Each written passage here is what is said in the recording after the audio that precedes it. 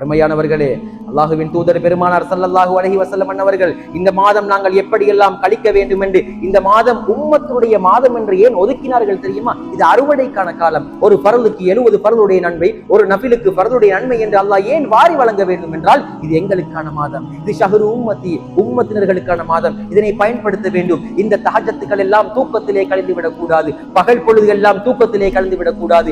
எல்லா காலங்களையும் படுக்கிறோமா இல்லையா? இந்த மாதத்துல படுக்க கூடாது. அல்லாஹ்விடம் முறையிடுங்க. உங்களோட பிரச்சனைகள் இன்னைக்கு எல்லாருமே நிம்மதியா சந்தோஷமா இருக்கிறோமாண்டா இல்ல. ஆனா நாளைக்கு எழுப்பினா ஏதோ ஒரு பிரச்சனையில தான் இருப்பீங்க. என்னத்துக்கு ஓடுறே தெரியாம ஓடிக்கொண்டிருப்பீங்க, என்னத்துக்கு போறே தெரியும், ஆனா பைக் ஓட்டி கொண்டு போயிட்டு கொண்டிருப்பீங்க. ஏதோ ஒரு ஊசலாட்டம் உள்ளத்துல. கண்ணை மூடி யோசிச்சு பாருங்க, உங்களுக்கு ஏதோ ஒரு ஊசலாட்டம் இருக்கும். ஏதோ ஒரு வகையில நீங்க ஓடிக்கொண்டேதான் இருப்பீங்க.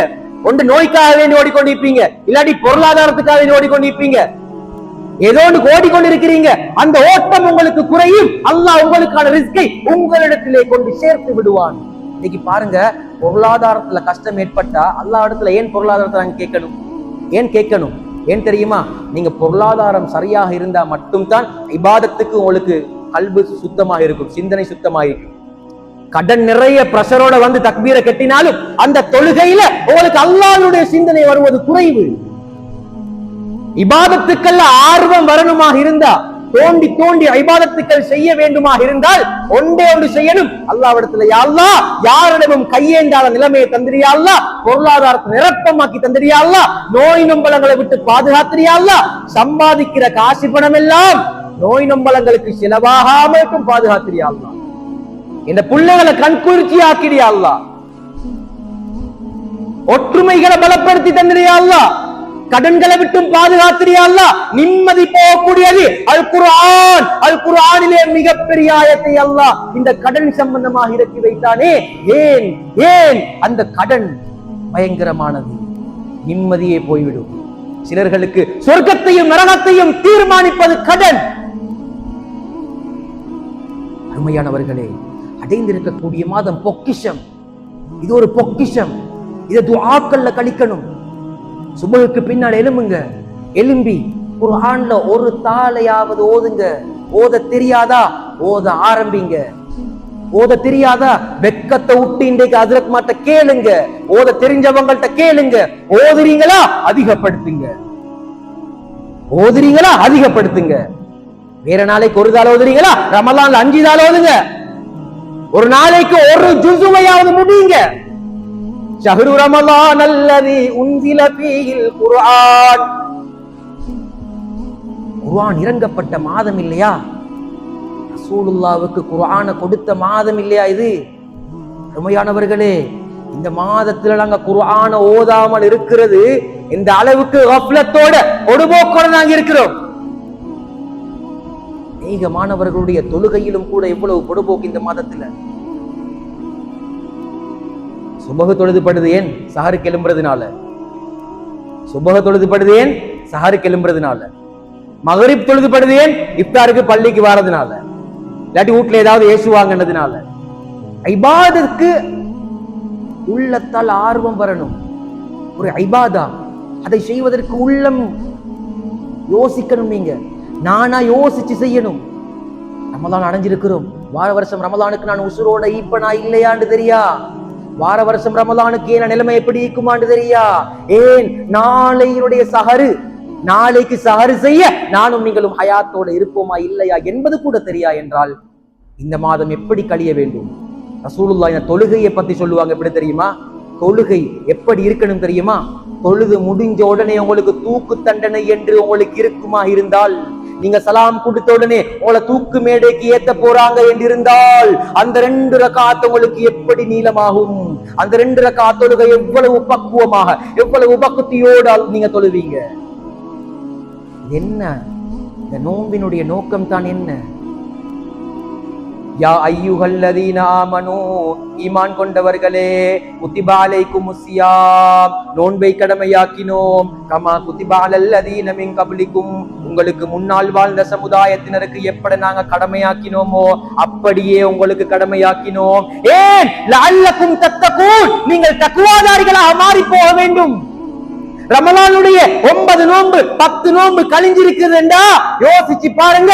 தாங்க யோசிச்சு பாருங்க, உள்ளத்துல தக்வாவினுடைய அடையாளம் இருக்கிறதா? தக்வாவினுடைய அடையாளம் என்ன? தொழுகையிலே ஆர்வம் இருக்கிறதா? ஜக்காத்துக்களிலே ஆர்வம் இருக்கிறதா? அல்லது தஹஜ்ஜத்திலேயாவது உங்களுக்கு இன்பம் இருக்கிறதா? ஸல்லல்லாஹு அலைஹி வஸல்லம் அவர்கள் அந்த ஈமானினுடைய அந்த தக்வாவினுடைய அலாமத்துக்கள், தக்வா வந்ததற்கான அடையாளம் தான் என்ன? அல்லாஹ் நோன்பை தந்தா என்னதுக்கு? யா அய்யுஹல்லதீன ஆமனு குதிப அலைக்குமுஸ் ஸியாம் கமா குதிப அலல்லதீன மின் கப்லிக்கும் லஅல்லக்கும் தத்தகூன். நீங்கள் அத்தனை பேர்களும் முத்தகீன்களாக மாறி போக வேண்டும். முத்தகீனாக மாறி போக வேண்டும் என்றால் ரமலான்ல 10 நோன்பு கழிஞ்சாச்சு. இந்த 10 நோன்பு 9 நோன்பு கழிஞ்சாச்சுன்னு வைங்களே. இந்த 9 நோன்பு என்னோட உள்ளத்துல எந்த அளவு மாற்றத்தை ஏற்படுத்திக்குது? எங்களுக்குள்ள என்ன மாற்றம் வந்திருக்குது? தஹஜ்ஜத்தை நாங்களாக எழும்பி தொழுகிறோமா? தொழுகைக்கு நாங்களாக போறோமா? முன்பின் சுன்னத்துக்களை நாங்களா தொழுகிறோமா? குர்ஆன் எடுத்து நாங்களாக ஓதுறோமா? அல்லது நிர்பந்தத்துக்காக வேண்டி ஓதுறோமா? அல்லது கோஃபி குடிக்கிறதுக்காக வேண்டிய ஹிஸ்புக்கு ஓதுறோமா? எதுக்கு நாங்க வாரோம்? என்னோட உள்ளத்துல ஆர்வம் நாங்களாகவே நினைச்சு எப்ப நாங்க வந்திருக்கிறோம்?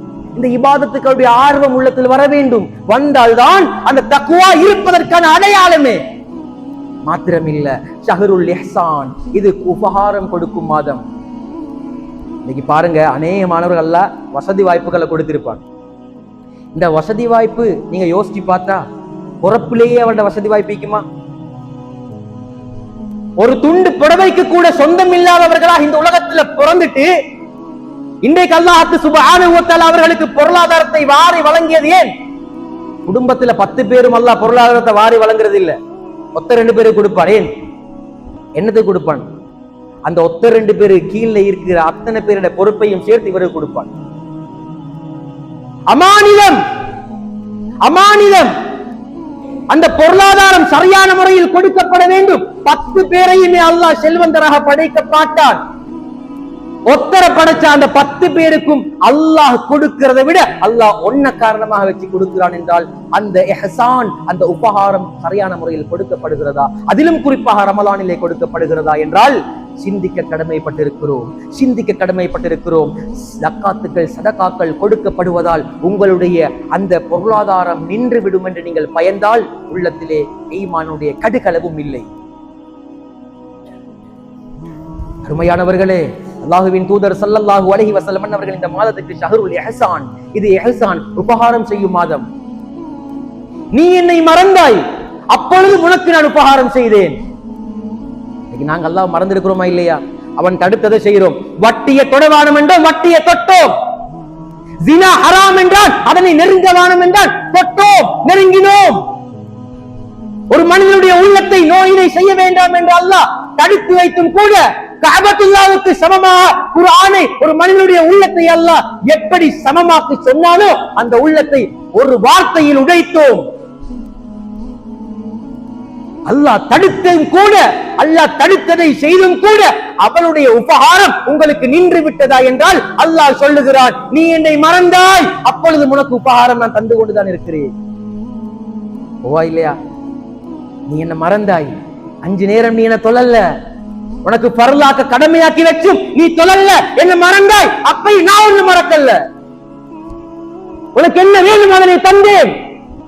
நல்லா வச்சுக்கோங்க, அல்லாஹ்வுடைய அன்பு மட்டும் எங்களுக்கு இல்லை என்றிருந்தா நாங்க அத்தனை பேரும் எல்லா விஷயத்திலேயே மாட்டி இருப்போம்.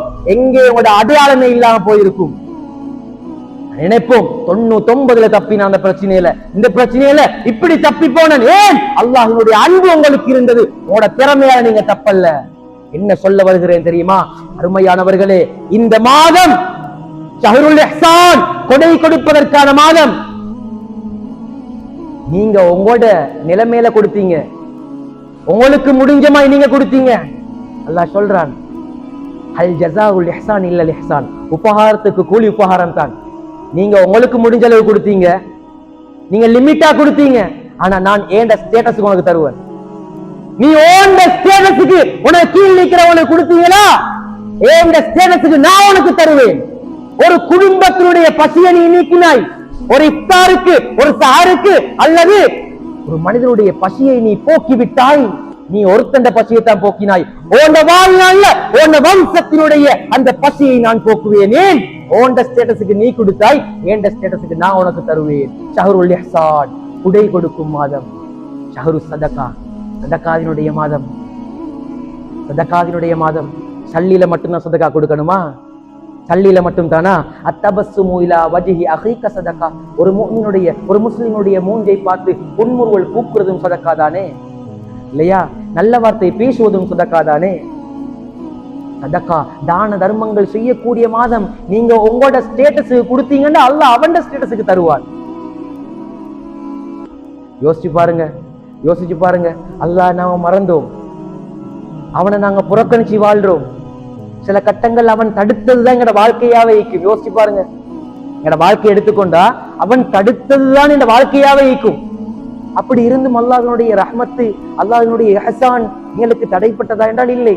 அல்லாஹ் சொல்லுகிறான், இல்ல நான் அவங்களுக்கு கொடுக்க மாட்டேன். ஏண்டா அவங்க கொடுத்தாலும் நன்றி இல்லை. இன்னைக்கு எங்கட ஆட்கள்கிட்ட மனநிலைமை அப்படித்தான். அவனுக்கெல்லாம் கொடுத்தா அவன் விசுவாசம் ஐக்க மாட்டான் தானே? அவனுக்கு கொடுத்தா அவன் நன்றி இல்லை, மறந்துடுவான். நீ அல்லாஹ்வை மறந்தாய், அப்பொழுது உனக்கு தந்தானே. நீ அல்லாஹ்வை மறந்தாய், அல்லாஹ்வை புறக்கணித்தாய், தொழுகையிலே ஒதுக்கினாய், தஹஜ்ஜத்தை வீணாக்கினாய், ஹராமிலே வாழ்க்கையை கழித்தாய், அப்பொழுது உனக்கு நான் தந்தேனே.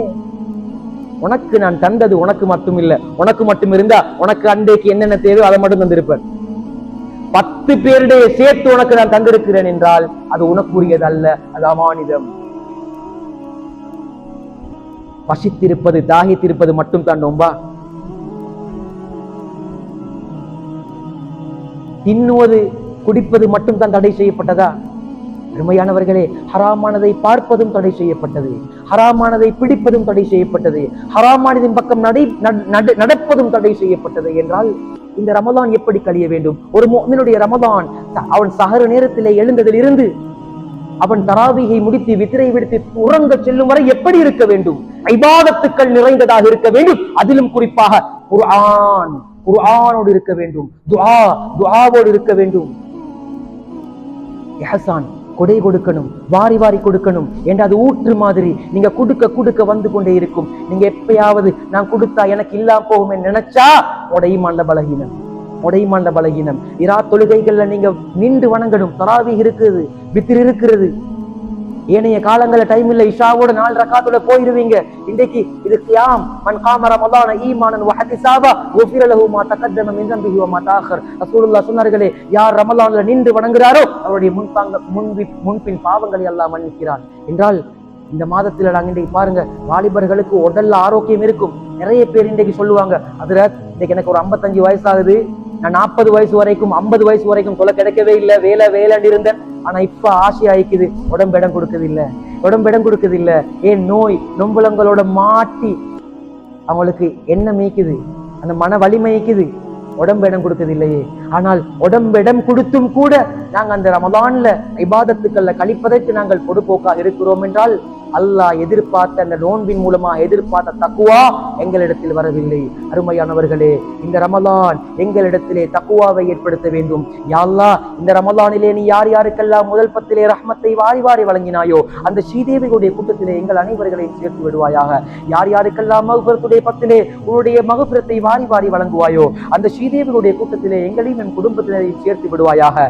ஐத்துக்கும் மினன்னார் என்று சொல்லக்கூடிய நரக விடுதலையிலே யார் யாரை எல்லாம் நீ சேர்த்து நரகத்திலிருந்து பாதுகாப்பாயோ அந்த கூட்டத்திலே எங்களையும் நமது குடும்பத்தினர்களையும் முழு ஊரையும் சேர்த்து விடுவாயாக. யா அல்லாஹ், எங்கள் அனைவருடைய பாவங்களை எல்லாம் மன்னிப்பாயாக. எங்களை பெற்று வளர்த்து ஆளாக்கி அன்பு தாய் தந்தையர்களுடைய பாவங்களை எல்லாம் மன்னிப்பாயாக. உடன் பிறந்தவர்கள், உற்றார் உறவினர்கள், நாம் துஆ செய்ய கடமைப்பட்டவர்கள், முஸ்லிமான ஆண்கள் பெண்கள், அவர்களிலே ஹயாத்தானவர்கள் மௌத்தானவர்கள் அத்தனை பேர்களுடைய பாவங்களை எல்லாம் மன்னிப்பாயாக. யா அல்லாஹ், நாங்கள் தெரிந்து செய்த பாவங்களை மன்னிப்பாயாக, தெரியாமல் செய்த பாவங்களை மன்னிப்பாயாக. தெரிந்தும் தெரியாமலும் அறிந்தும் அறியாமலும் வேண்டும் என்று மனமுரண்டாக இருளிலே பகலிலே வெளிச்சத்திலே இரகசியமாக பரகசியமாக நாம் செய்த எல்லா பாவங்களையும் மன்னித்து மறைத்து விடுவாயாக. யா அல்லாஹ், நாங்கள் செய்த பாவங்களை கொண்டு எங்களை சோதித்து விடாதே யா அல்லாஹ்.